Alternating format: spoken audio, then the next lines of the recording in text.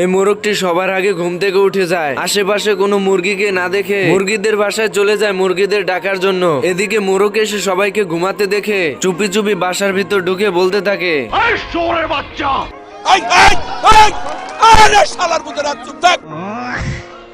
এদিকে তো সব মুরগি বাসা থেকে বেরিয়ে যায়, কিন্তু মোরগ বাসার ভিতর একটি মুরগিকে দেখে তার কাছে গিয়ে বলতে থাকে, আমি বলুম না, আমার শরম করে।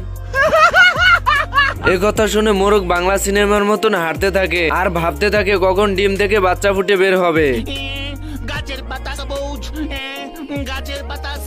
এদিকে কাঠবিড়ালি গাছ থেকে কাঠবাদাম পারছিল, হঠাৎই হাত ফসকে সব বাদাম মোরগের মাথার উপর পড়ে।